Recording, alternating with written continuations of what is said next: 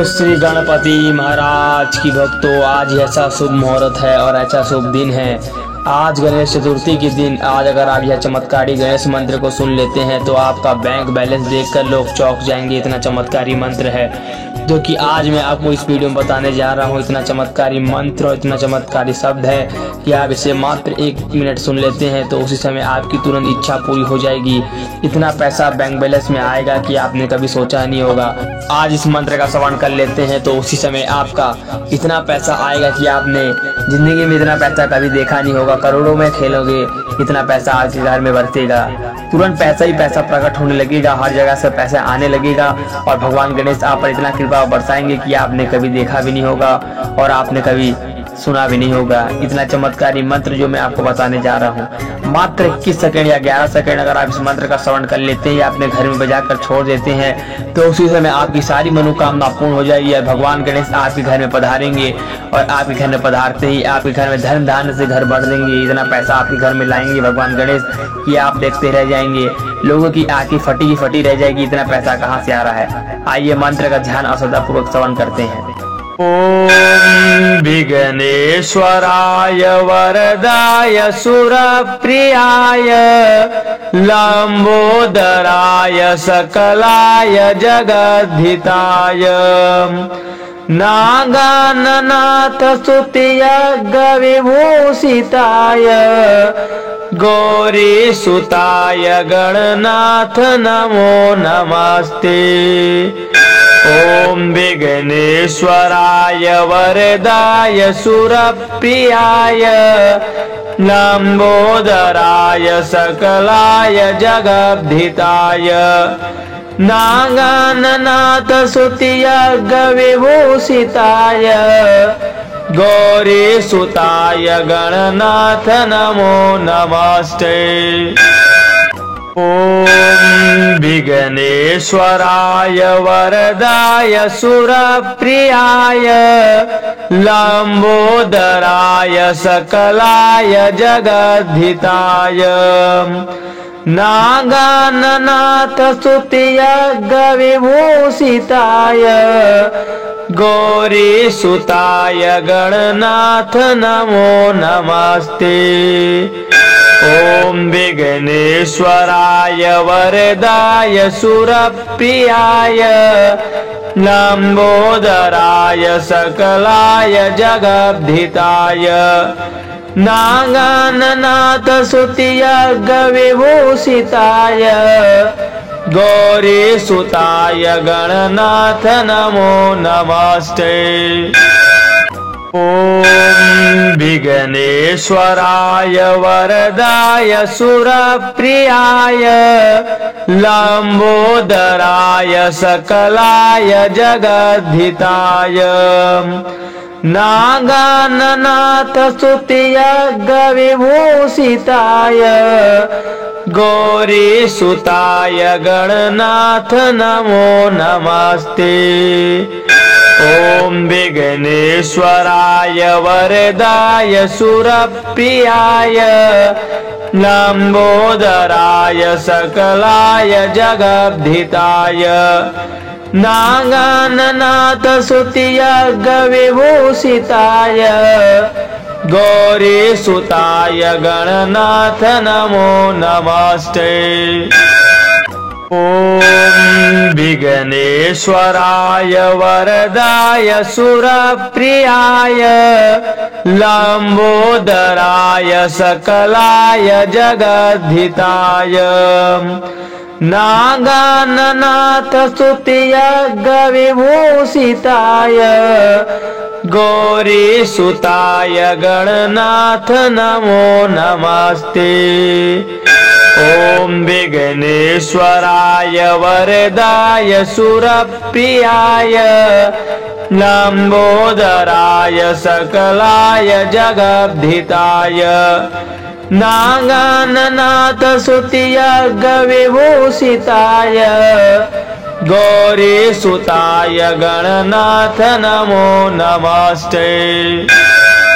ओम विघ्नेश्वराय वरदाय सुरप्रियाय लंबोदराय सकलाय जगद्धिताय नागाननाथ स्तुत्य विभूषिताय गौरीसुताय गणनाथ नमो नमस्ते।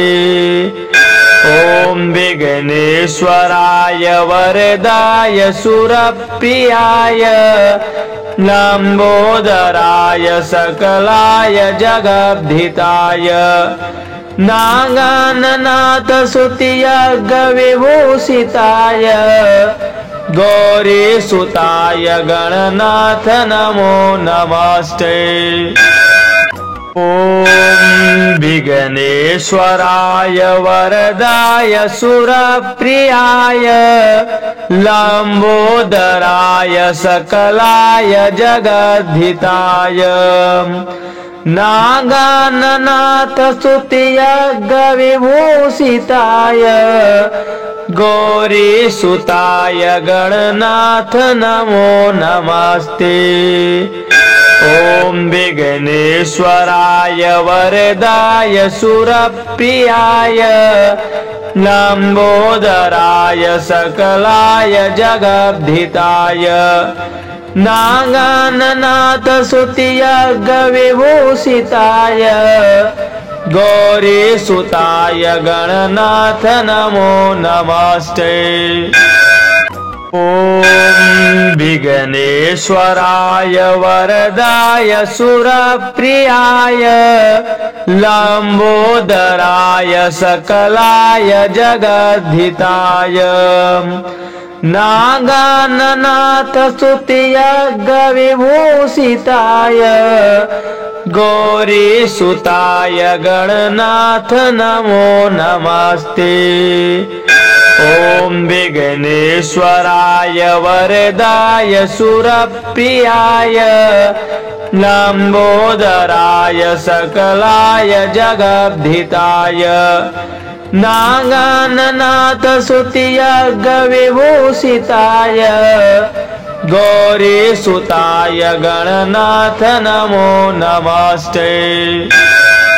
ओम विघ्नेश्वराय वरदाय सुरप्रियाय लंबोदराय सकलाय जगद्धिताय नागाननाथ स्तुत्य विभूषिताय गौरीसुताय गणनाथ नमो नमस्ते। ओम विघ्नेश्वराय वरदाय सुरप्रियाय लंबोदराय सकलाय जगद्धिताय नागाननाथ स्तुत्य विभूषिताय गौरीसुताय गणनाथ नमो नमस्ते। ओम विघ्नेश्वराय वरदाय सुरप्रियाय लंबोदराय सकलाय जगद्धिताय नागाननाथ स्तुत्य विभूषिताय गौरीसुताय गणनाथ नमो नमस्ते। ओम विघ्नेश्वराय वरदाय सुरप्रियाय लंबोदराय सकलाय जगद्धिताय नागाननाथ स्तुत्य विभूषिताय गौरीसुताय गणनाथ नमो नमस्ते। ओम विघ्नेश्वराय वरदाय सुरप्रियाय लंबोदराय सकलाय जगद्धिताय नागाननाथ स्तुत्य विभूषिताय गौरीसुताय गणनाथ नमो नमस्ते।